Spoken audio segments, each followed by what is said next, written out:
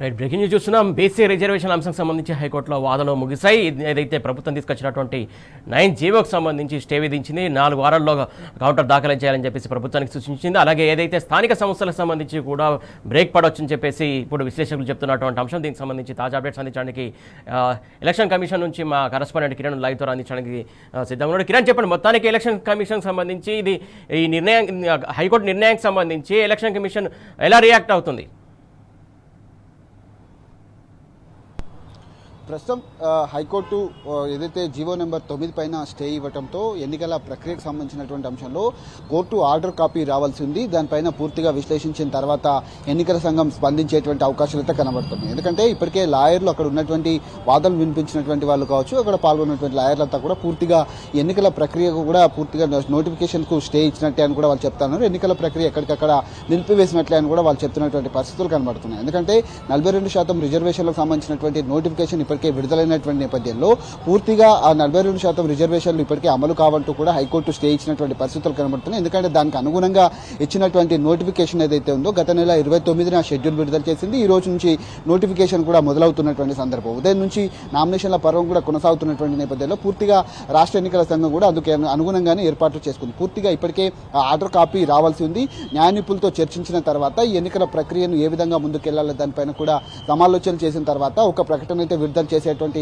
అవకాశాలు అయితే స్పష్టంగా కనిపిస్తా ఉన్నాయి. ఇప్పటికే ఆర్డర్ కాపీ కోసం అయితే రాష్ట్ర ఎన్నికల సంఘం ఎదురు చూస్తుంది. మరి కాసేపట్లోనే అది కూడా వచ్చిన తర్వాత దీనిపైన స్పందించేటువంటి అవకాశాలు అయితే కనబడుతున్నాయి. ఇప్పటికే రాష్ట్ర ప్రభుత్వం తీసుకున్నటువంటి నిర్ణయం పట్ల అటు బీసీ సంఘాలు అయితే ఆందోళన వ్యక్తం చేస్తున్నాయి. కావాలని ఇది కోర్టులో స్టే వచ్చే విధంగా రాష్ట్ర ప్రభుత్వం తీరు ఉందంటూ కూడా పెద్ద ఎత్తున ఆందోళన వ్యక్తమవుతున్నటువంటి నేపథ్యంలో నిన్న దాదాపు 3.5 గంటల పాటు సుదీర్ఘంగా వాదనలు జరిగాయి. ఈ రోజు 2:15 నుంచి సాయంత్రం వరకు కూడా వాదనలు జరిగినటువంటి నేపథ్యంలో ఏకపక్షంగా తీసుకున్నటువంటి నిర్ణయానికి సంబంధించి హైకోర్టు కూడా స్టే ఇచ్చినటువంటి పరిస్థితులు మనకు కనిపిస్తాయి. నోటిఫికేషన్కు సంబంధించి జిల్లాల వ్యాప్తంగా పెద్ద ఎత్తున నామినేషన్లు వస్తాయని కూడా ఆశాభావం వ్యక్తం చేశారు. కానీ ఎక్కడ కూడా నామినేషన్ల పర్వం పూర్తిగా కొనసాగట్లేదు. ఎందుకంటే ఒకవేళ కనుక హైకోర్టు స్టే ఇస్తే ఇప్పుడు ఉన్నటువంటి సిచ్యువేషన్లో మీకు ఖర్చు పెట్టుకోవడానికి సిద్ధంగా లేవు. ఒకవేళ ముందుకు కనుక హైకోర్టు వెళ్ళమని చెప్తే ఖచ్చితంగా అప్పుడు ఇబ్బందులు ఉండవు. కానీ ఒకవేళ ఖర్చులన్నీ పెట్టుకున్న తర్వాత ఎన్నికల ప్రక్రియ అంతా కూడా నిలిచిపోతే పెట్టినటువంటి ఖర్చు ఏ విధంగా వెనక్కి తీసుకోవాలనే డైలమాలో ఇటు ఎంపీటీసీ జెడ్పీటీసీ అభ్యర్థులు ఉన్నట్టుగా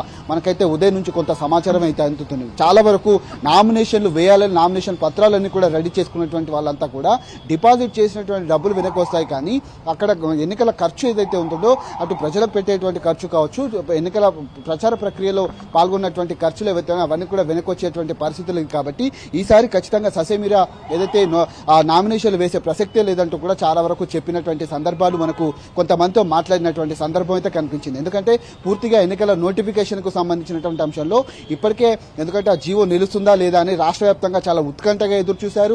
ఆ జీవోకు సంబంధించినటువంటి అంశంలో ఎన్నికల ముందు సాగుతాయా వెనక్కి తగ్గుతాయా అనే దానిపైన కూడా పెద్ద ఎత్తున వాదనలు కూడా కొనసాగినటువంటి నేపథ్యంలో రాష్ట్రమంతా కూడా ఉత్కంఠగా ఎదురు చూసింది.